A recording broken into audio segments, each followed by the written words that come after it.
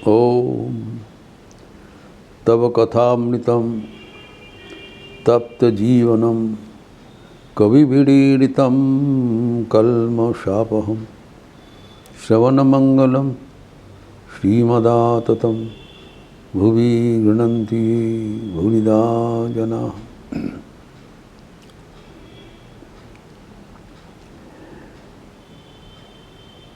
भगवान श्री रामकृष्ण भगवान के विभिन्न अवतार का बाद उल्लेख किया था, दशावतार।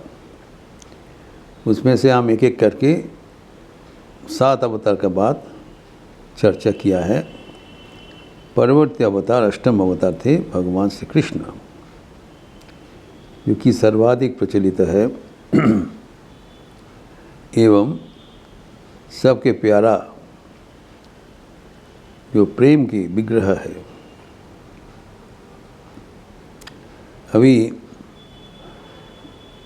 यहाँ पर हम देखते हैं भगवान श्री कृष्ण का जो अष्टम अवतार का उल्लेख है, जो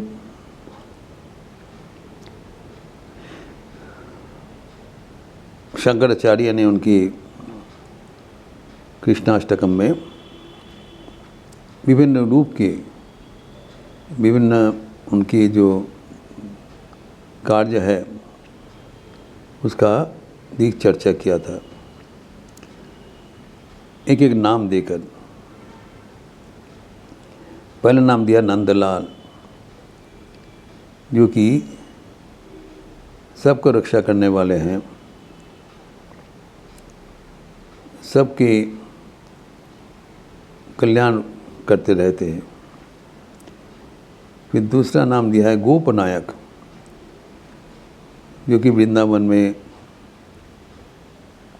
न केवल यशोदा एवं नंद बाबा का कृपा किया, हर गोपगण को किया एवं गोपीगण का प्रेम का विग्रह करके प्रेम का पूरा रहस्य सिखाया। फिर आगे एक हाथी गजेंद्र, वो ग्रह से उसको मुक्त करवाया। गजेंद्र मोक्ष अर्थात सबके मोक्ष प्रदान भी करते हैं। ऐसी नाना प्रकार का उनका जो रोल था बताया। लेकिन भगवान श्री कृष्ण स्वयं भगवद गीता में भगवान का अवतरण के 3 कारण बताया। 4th अध्याय में 7वें 8वें श्लोक में भगवान को क्यों अवतार ग्रहण करना पड़ता है उसके लिए कारण बताया कि जदा जदा ही धर्मश्च ग्लानिर्भवति भारत अभ्युत्थानमधर्मस्य तदात्मानो सृजम्। मतलब धर्म संस्थापन, जब भी धर्म का ग्लानि हो जाता है कि भगवान पुनः उसको पटरी में लाने के लिए स्वयं मनुष्य रूप धारण करके अवतीर्ण होते हैं। जब भी होगा, मैं कोई नंबर का सीमित सीमा नहीं दिया, जो भी ठाकुर आगे बताएंगे असंख्य अवतार के बाद। यहाँ पर सांकेतिक रूप से दिया है, जब भी धर्म का ग्लानि उत्पन्न होगा तब वो अवतीर्ण होते हैं।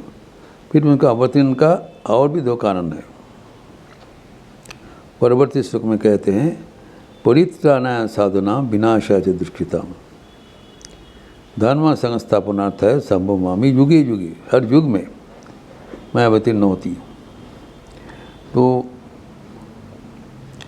जो साधुगण, जब अधर्म का उत्थान होता है तब साधुगण जो भगवान को चाहते, भगवान को भजन करते, उनको बहुत कष्ट झेलना पड़ता है। उन लोग अत्याचारित हो जाते हैं। तो उनको रक्षा करने के लिए एवं जो विनाश, जो दुष्कृतगण है उसको विनाश करने के लिए भगवान का आविर्भाव होता है। अतः मुख्यतः 3 कारण बताया कि धर्म पुनर्स्थापन, जो धर्म भगवान स्वयं प्रवर्तन किया है। जब उन्होंने बताया सकाल नहीं है महता धर्म नष्ट परंतु, जो धर्म का जो हम प्रवर्तन किया था, इमं विवस्वती योगम प्रक्तवान विवस्वान मन्नति वा, उन्होंने तो हम जो पहले विवस्वान सूर्य को जो बताया था धर्म का बाद, वो धीरे धीरे उसको आगे बढ़ते चला। विवस्वान मनु को कहा, मनु अपना पुत्र इक्षा को कहा, ऐसे करके चला। तो सा काल ने हमारे जोगो नष्ट परंतु, तो धीरे धीरे कालक्रम में जो धर्म का जो फॉर्म था वो ग्लानियुक्त हो गया। उसको पुनरुत्थान के लिए भगवान बारंबार जन्म लेते हैं, ये बात है।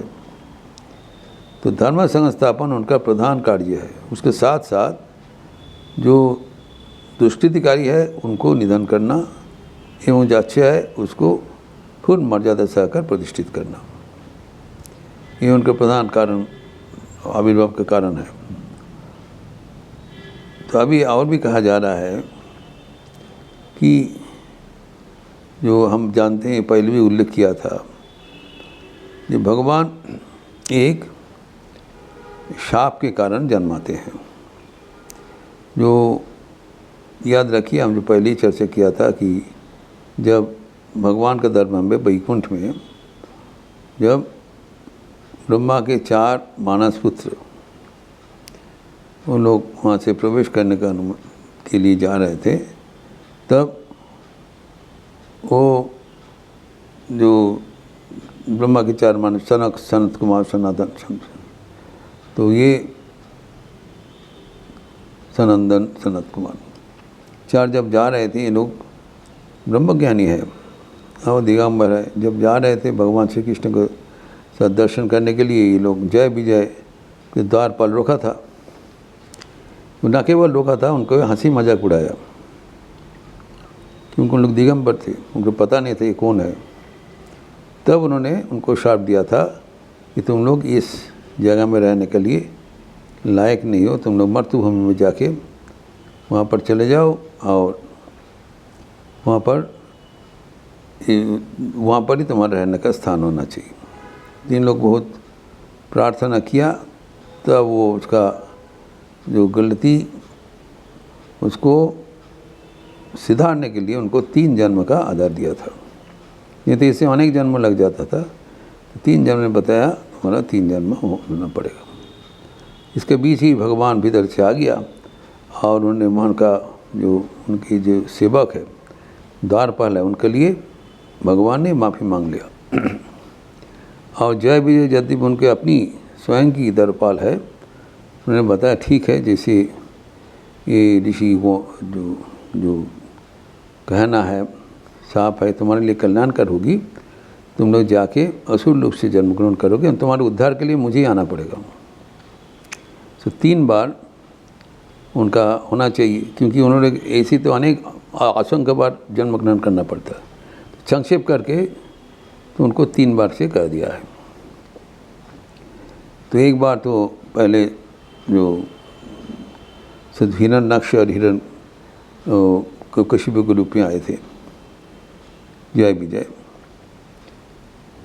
और दूसरा जन्म में उन्होंने रावण एवं कुंभकर्ण रूप से आए थे, जिसका चर्चा हम लोग किए थे। तो वही हिरण्य जो तीसरा जन्म में वो जो कर्ण और शिशुपाल रूप से आए थे। तो हिरण्याक्ष और हिरण्यकशिपु जो आए थे, हिरण्यकशिपु बाद में कर्ण बना, आपका कंस बना है, एवं हिरण्याक्ष जो थे वही शिशुपाल रूप से पहले इसका जन्म ग्रहण किया। अब ये जो कंस और शिशुपाल दोनों को विनाश करने के लिए भगवान श्री कृष्ण के आविर्भाव, ये जैसे बताया कि विनाशाच दुष्कृतम, इस युग में जो द्वापर युग में उसको विनाश करने के लिए भगवान जो भाद्रपद में कृष्ण अष्टमी तिथि में अवतीर्ण हुए थे कंस की कारागार में। कारागार में अवतीर्ण हुआ, हम लोग सबको कारागार से उन्मोचन करने के लिए। हम लोग भी देह का भीतर कारागार से आबद्ध है, you cannot go out of this body. तो हमें मुक्त करने के लिए भगवान का आविर्भाव। भगवान जन्म नहीं लेते हैं, वो आविर्भूत होते हैं। एवं जो उनकी जन्म कथा भगवत श्रीमद् भागवतम में 10वें स्कंद से लिखा हुआ है, स्वयं सुखदेव की जन्म कथा बताया। एवं उनको जन्म कथा सुनते हुए, भगवान का जन्म कथा सुनते सब पवित्र हो जाते, मुक्त हो जाते हैं।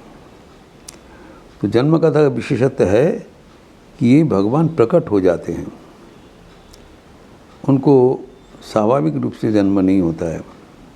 क्योंकि जो श्री कृष्ण का जन्म का जो बात श्रीमद् भागवतम में लिखित है वो है कि जो पूरे माथे में पूरा बाल भरा हुआ है एवं सारे चारों हाथधारी, एक तो चतुर्भुजधारी नहीं होता है साधारण मानव, चतुर्भुजधारी, शंख चक्र गदा पद्म लेके नाना प्रकार का आयुध एवं अलंकार सहित अतीव सुंदर चित्र एक बालक भूमिष्ठ हुआ।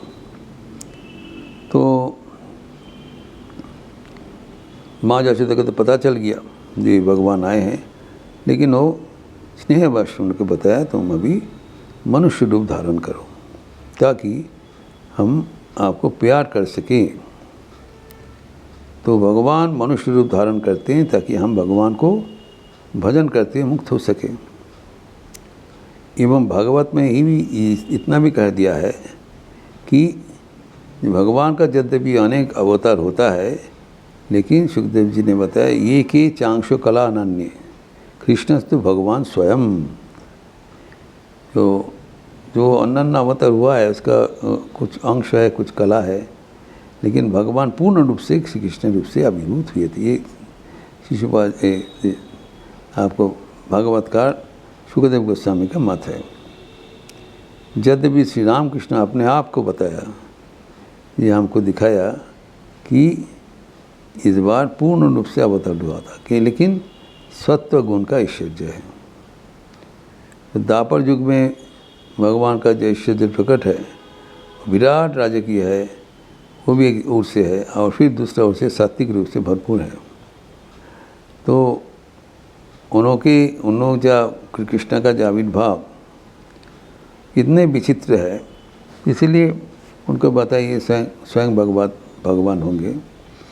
यद्यपि ठाकुर भी अपने के बारे में बताया था, इस बार पूर्ण उत्साह बता, लेकिन इस बार सात्विक भाव का ऐश्वर्य है। सात्विक भाव गोपन रूप से आए थे, लेकिन श्री कृष्ण का गोपन रूप नहीं, पहले बचपन से उनका नाना प्रकार का लीला दिखाई पड़ रहा था। तो एकदम जन्म लग्न से उनका विभूति वो दिखाने लगे। तो एवं उनके जो निधन करने के लिए जो कंस इतना अत्याचार कर दिया, जब उसको अत्याचार का पात्र पूर्ण हो गया तभी भगवान को आना पड़ा। तो ये जो कृष्ण का जो अवतार, इसका चर्चा हम लोग जितना ही करें उतना ही हमारे जीवन पवित्र हो जाता है, आनंद में भरपूर हो जाता है। थोड़ा बहुत चर्चा भी हम करेंगे अगले दिन। तो ये अति पावन एवं आनंदपूर्ण कथा है, हम इसके विस्तार अगले दिन करेंगे। ओम शांति शांति शांति। हरि ओम तत्सत्। श्री रामकृष्णार्पणमस्तु। आज एकादशी तिथि है, शुक्रवार का अवसर है। एकादशी तिथि का नियम अनुयायी शाम को संध्या आरती के उपरांत राम नाम संकीर्तन होगी, इसको लिपि दिया जाएगा। और आज भगवद गीता का प्रसंग नहीं होगा। आप सबका स्वागत है। अच्छे रहिए, स्वस्थ रहिए, आनंद में रहिए। नमस्कार।